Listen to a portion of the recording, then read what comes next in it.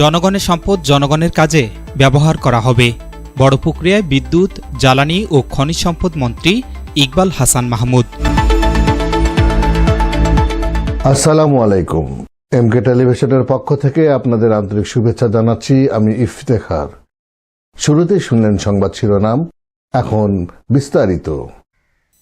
বিদ্যুৎ, জ্বালানি ও খনিজ সম্পদ মন্ত্রী ইকবাল হাসান মাহমুদ এমপি বলেছেন, জনগণের যে সম্পদ আছে তা জনগণের কাজে ব্যবহার করা হবে। সে সম্পদটাকে আমরা আহরণ করতে চাই। বড়পুকুরিয়া থেকে উৎপাদিত কয়লা দেশের সম্পদ, জনগণের সম্পদ। মঙ্গলবার দুপুরে দিনাজপুরের পার্বতীপুর বড়পুকুরিয়া কয়লা খনি মিলনায়তনে স্থানীয় সংসদ সদস্য, কয়লা খনি, তাপবিদ্যুৎ কেন্দ্র এবং মধ্যপাড়া পাথর খনি কর্মকর্তাদের সঙ্গে মতবিনিময় শেষে সাংবাদিকদের প্রশ্নের জবাবে তিনি কথা বলেন। প্রধানমন্ত্রী মনে করেন আমরা জনগণের সরকার এবং জনগণের যে সম্পদ আছে সেই সম্পদটাকে আমরা আহরণ করতে চাই এবং দেশের উন্নতির জন্য সবচেয়ে আগে দরকার জ্বালানি। আমার নিজের জ্বালানি থাকতে আমি বিদেশ থেকে এখানে ইম্পোর্ট করব। তিনি বলেন, দীর্ঘ 17 বছর এদেশে একটা ফ্যাসিস্ট সরকার শাসন করেছে। তারা দেশীয় সম্পদকে অবহেলা করে বিদেশে ইম্পোর্ট করার ব্যবস্থা করেছিল। আমাদের প্রধানমন্ত্রী মনে করেন আমরা জনগণের সরকার।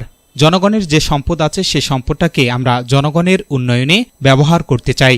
তিনি আরও বলেন, দেশের উন্নতির জন্য সবচেয়ে আগে দরকার জ্বালানি।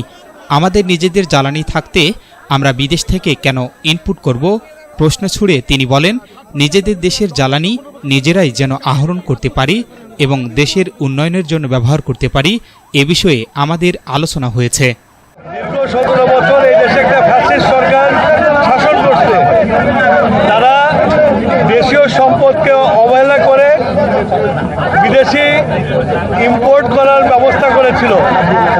আমরা গত ইলেকশনে নির্বাচিত হয়ে আমাদের প্রধানমন্ত্রী মনে করেন আমরা জনগণের সরকার, সুতরাং জনগণের যে সম্পদ আছে সেই সম্পদটাকে আমরা আহরণ করতে চাই। কিভাবে সবাইকে সন্তুষ্ট করে সবাইকে একসাথে নিয়ে এসে আমরা যেন আমাদের নিজের দেশের জ্বালানি আহরণ করতে পারি এবং দেশের উন্নয়নের জন্য ব্যবহার করতে পারি, সেটা নিয়ে আলোচনা করি।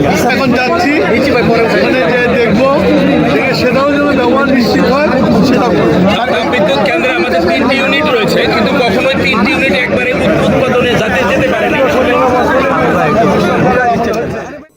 এ সময় উপস্থিত ছিলেন সমাজ কল্যাণ এবং মহিলা ও শিশু বিষয়ক মন্ত্রী ডাক্তার AZM জাহিদ হোসেন, জ্বালানি প্রতিমন্ত্রী অনিন্দ ইসলাম অমিত, হুইপ আখতারুজ্জামান মিয়া, দিনাজপুর 5 আসনের সংসদ সদস্য AZM রিজানুল হক, দিনাজপুর 3 আসনের সংসদ সদস্য জাহাঙ্গীর আলম, দিনাজপুর জেলা প্রশাসক রফিকুল ইসলাম, পার্বতীপুর উপজেলা নির্বাহী কর্মকর্তা সাদ্দাম হোসেন সহ সরকারের ঊর্ধ্বতন কর্মকর্তা ও কয়লা খনির কর্মকর্তারা। সফরসূচির অংশ হিসেবে মন্ত্রী মধ্যপাড়া গ্রানাইট মাইনিং কোম্পানি পরিদর্শন শেষে বিকেল 3টায় বড়পুকুরিয়া খনি শ্রমিকদের সঙ্গে মতবিনিময় করেন। S Rahman, news desk, MK television. শেষ করছি এমকে টেলিভিশনের সংবাদ। এতক্ষণ আপনারা আমাদের সাথে থাকার জন্য অসংখ্য ধন্যবাদ।